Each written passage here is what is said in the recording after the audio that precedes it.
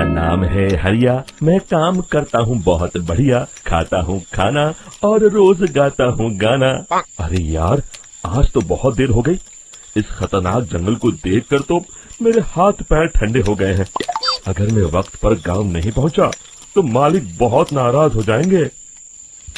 तभी हरिया को एक आवाज सुनाई देती है। सुनिए हरु जी। अरे, ये आवाज किसने दी? तभी हरिया को सामने कुछ दूर एक औरत खड़ी दिखाई देती है। अरे भाई, ये औरत अकेली इतनी रात को इस जंगल में क्या कर रही है? चलकर पूछना पड़ेगा। फिर हरिया अपनी बैलगाड़ी उस औरत के सामने लाकर रोक देता है और उससे पूछता है।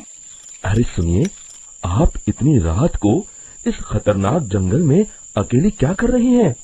तभी वो औरत मीठी आवाज में कहती है, अरे हरु जी, आप आ गए।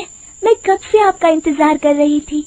वैसे तो यहाँ से काफी लोग गुजर चुके हैं, लेकिन मैं खास आपका इंतजार कर रही थी। अच्छा, तुम सच कह रही हो? मुझे तो यकीन नहीं हो रहा है। वो क्या है ना, आज तक किसी ने मुझसे इतने प्यार से बात नहीं की। हाँ हाँ हरु जी, मैं सच कह रही हूँ। अब देर मत करिए और जल्दी से मुझे मेरे घर तक छोड़ दीजिए। हाँ हाँ, कौन सी बड़ी बात है, अभी छोड़ देता हूँ। आप मेरे पीछे बैलगाड़ी में बैठ जाइए और मुझे रास्ता बताते चलिए। फिर वो औरत हरिया की बैलगाड़ी में बैठ जाती है और हरिया बैलगाड़ी हाँकता हुआ आगे चल पड़ता है। फिर उस औरत के बताए हुए रास्ते पर चलते चलते हरिया बैलगाड़ी लेकर एक काली गुफा के आगे आकर रुक जाता है। हरिया उस औरत से पूछता है, देवी जी, आपका घर कहाँ है? यहाँ तो एक गुफा के अलावा और कुछ नहीं है। तभी अचानक वो औरत हवा में उड़ने लगती है। देखते ही देखते उसका सुंदर रूप एक डरावनी चुड़ैल में बदल जाता है और वो जोर जोर से हंसती है। अरे तू तो एक नंबर का बेवकूफ निकला। तू तो बड़ी आसानी से मेरी बातों में आ गया। अरे मर गया रे, ये तो एक चुड़ैल है। हे भगवान बचा ले, ये तो बड़ी डरावनी दिखाई दे रही है। और फिर अगले ही पल हरिया की बैलगाड़ी में रखा सारा सामान हवा में उड़ता हुआ उस काली गुफा के अंदर चला जाता है और वो चुड़ैल भी उस गुफा के अंदर जाकर कहीं गायब हो जाती है। हरिया ये नजारा देख बुरी तरह घबरा और परेशान हो जाता है। अरे, ये चुड़ैल तो मेरा सारा सामान लेकर गुफा में गायब हो गई। अब क्या होगा? अगर मैं गांव खाली हाथ गया तो मालिक मेरी अच्छी खबर लेंगे। मेरी इस बात का कोई यकीन भी नहीं करेगा। फिर आखिर वही हुआ। हरिया के मालिक चंपक सेठ को हरिया की किसी भी बात पर रत्ती भर भी यकीन नहीं हुआ। चंपक सेठ को लगा हरिया झूठ बोल रहा है और उसने ही लालच में आकर सारा सामान हड़प कर लिया है। फिर हरिया को बेईमान समझकर चंपक सेठ उसे काम से निकाल देता है। अगले दिन अपनी दुकान में परेशान बैठा चंपक सेठ गुस्से में बड़बड़ाता है। अरे, दुकान में तो सामान बिल्कुल भी नहीं है। अब मुझे ही शहर जाकर सामान लाना होगा। फिर वो अपनी बैलगाड़ी लेकर शहर चला जाता है। शहर से सामान लेकर जब चंपक सेठ वापस गांव लौट रहा होता है, तभी उसे एक आवाज सुनाई देती है। चंपक जी, ओ चंपक जी। अरे, ये तो कोई मेरा नाम लेकर मुझे पुकार रहा है। फिर उस रास्ते में वही औरत खड़ी दिखाई देती है। फिर क्या था, हरिया की तरह चंपक सेठ भी उस औरत के पास अपनी बैलगाड़ी लेकर जाता है और वो भी उसकी चिकनी चुपड़ी बातों के मुंह जाल में फंस जाता है।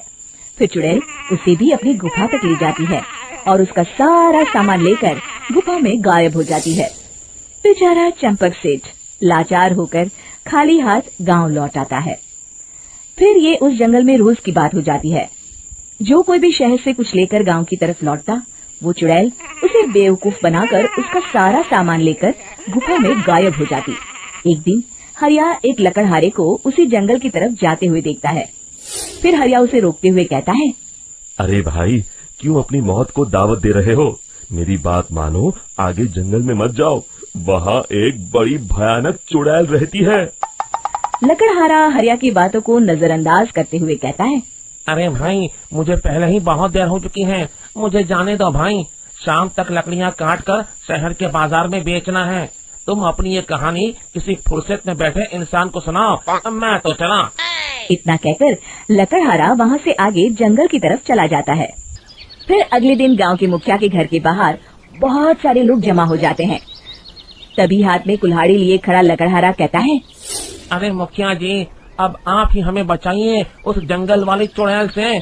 हमारा सारा काम तो शहर से ही होता है। अरे मुखिया जी, उस चुड़ैल की वजह से तो मैं पूरी तरह बर्बाद हो गया हूँ। हम सबको मिलकर उस चुड़ैल का कोई इलाज करना पड़ेगा। तभी भीड़ में खड़ा वीरा कहता है, आप लोग चिंता मत करिए, कल से वो चुड़ैल किसी को नहीं लूट पाएगी। मेरे पास एक बहुत अच्छी तरकीब है। तभी चंपक सेठ उसका मजाक उड़ाते हुए कहता है, अरे तेरा नाम वीरा है तो क्या हुआ? तूने अभी उस चुड़ैल को देखा नहीं है?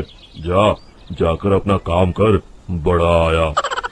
तब मुखिया जी कहते हैं, नहीं चंपक सेठ, मुझे लगता है हमें इस लड़के को एक मौका देना चाहिए। फिर सभी गांव वाले मुखिया जी की बातों से सहमत हो जाते हैं और वीरा शाम को एक बैलगाड़ी में कुछ सामान लादकर उस जंगल की ओर चल देता है। वीरा, ओ वीरा, कहाँ जा रहा है? तभी वीरा मुड़ के देखता है, वही चुड़ैल एक औरत के रूप में खड़ी है। अरे बहन जी, मैं आपको ही ढूंढ रहा था। देखिए, मैं आपके लिए क्या लाया हूँ। अरे वाह, तू खुद मेरे लिए इतना सामान लाया है। तू ही अकेला गांव में समझदार है। जरा देखो, मैं भी खोल के बड़े भूख